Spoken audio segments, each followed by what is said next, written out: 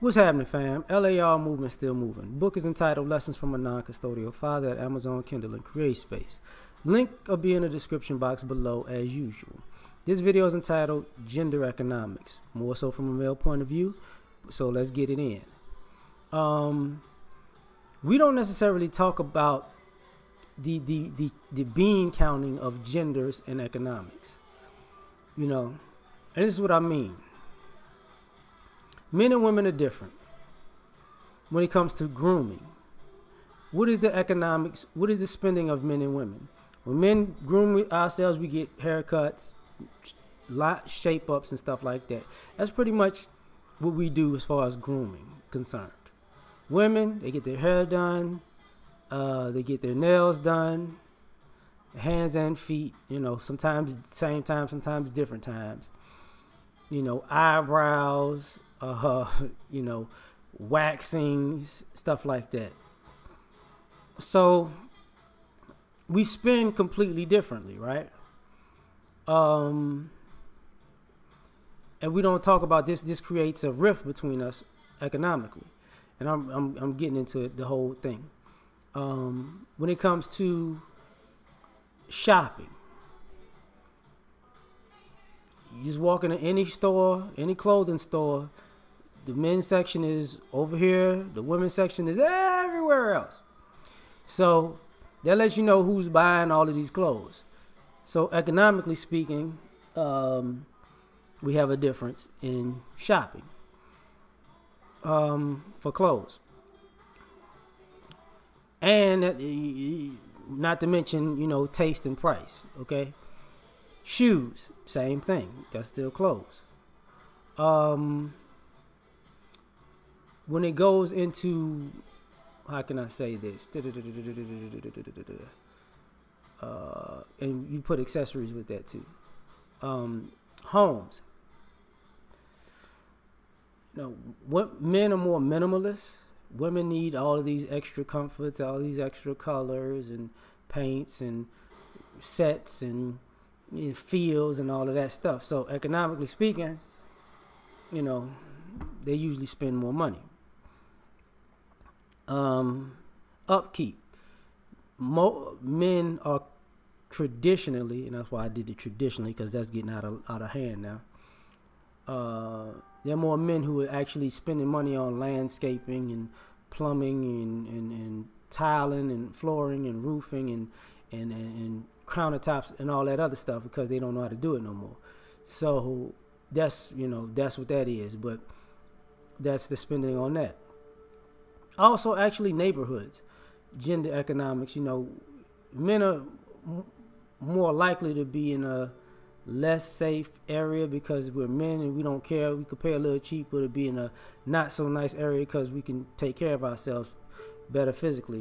Most women don't want to be in you consider bad areas of town because they feel it's more dangerous for them, which I understand that. Food. On one end, shopping for food, whether it's single or with kids, it doesn't matter. We eat differently. We cook differently. For the most part, And I think for the most part, that what I mean by that is it depends on the lifestyle of the adult. If the adult is like in shape, is different from an adult that's out of shape. So that's where it fluctuates, even within the genders and when you cross the genders. So that's the other thing. And costs of, whole food, regular food, organic, all that other stuff. Now, I think, transportation. Men, we spend money on transportation.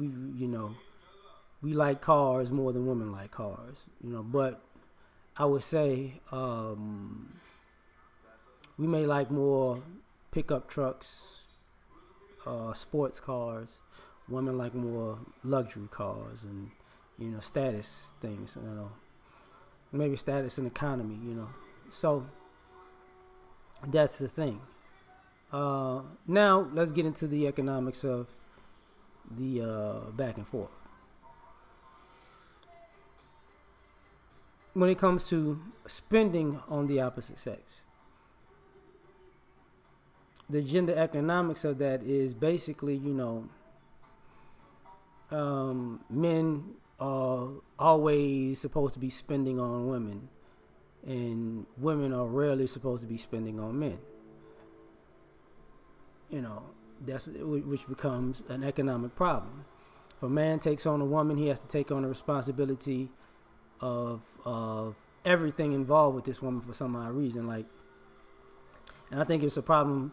Like, men don't mind being providers and protectors, but I think there's a fine line that people don't want to address when it comes to men do not want to put their life's work on the line for your family's financial failures. If a man has to work, if both of you come from nothing, and I'm just saying nothing, like if both of you come from nothing and you both had to work your behinds off to get to and go to college and get educations and get jobs and save and and buy a home and buy a car and be self-sufficient and be able to take care of yourself, and the guy more so be able to take care of a family. That doesn't mean when you meet this guy at 25, 30, 35, 40, 45, 55, okay. Anyway, when you meet this guy, whatever age you meet, all of a sudden, he has to take care of everything that from this point on through the rest of your life, because y'all met each other, and you have no fiscal responsibility to him. That's where I think a lot of guys, with gender economics, it goes too far. And if y'all don't work out, he owes you for it not working out. You don't owe him, though. So there's a problem with the gender economics with that. Also, you see gender economics as far as parenting is concerned, because the things that the spending on boys versus girls is drastically different. And I think we socialize our young girls poorly when it comes to economics and financial responsibility, because we socialize our young girls to figure out in some way, shape, or form, a man gonna pay for it. She's a teenager looking for a guy to pay for it, looking for another teenager to pay for it. Young adult, man's gonna pay for it. Becoming adult, man's gonna pay for it. And here's the problem with that: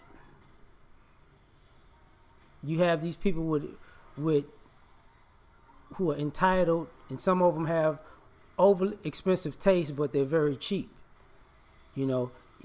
Everybody has met the woman who wants everything to be top notch, but when it's time for her to pay, she on Groupon. Oh, she want to get it for $5, but you gonna pay $50. Gender economics, the selfishness of that. You get what I'm saying? I think tricking gender economics, you can't go out here fronting, stunting, and balling on people, and then all of a sudden say you ain't got it. Like, if you out here flossing for attention, and you in that mode of I can pay for it, so I can buy you is my calling card. It's gonna be a problem. It's gonna be a major problem, because you led with your money, and that's gonna get you. Also, the gender economics. Let's go a little bit further, because we talk about building and legacy.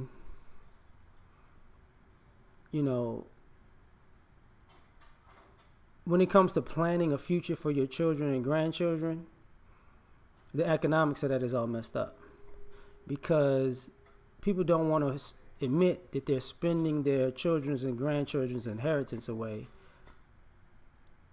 like it's nothing.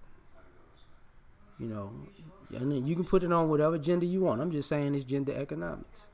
Like, a lot of times people are walking around and driving around and eating around and flying around and leisure tripping around with the inheritance that they should be passing down. They're not really saving.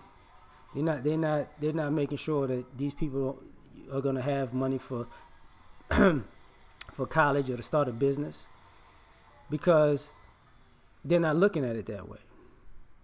Like I said before, this gender thing is just an excuse. This building thing is just an excuse way to say, I need you to make more money so I can spend it. So, I'm done with this one. We out. Uh-oh.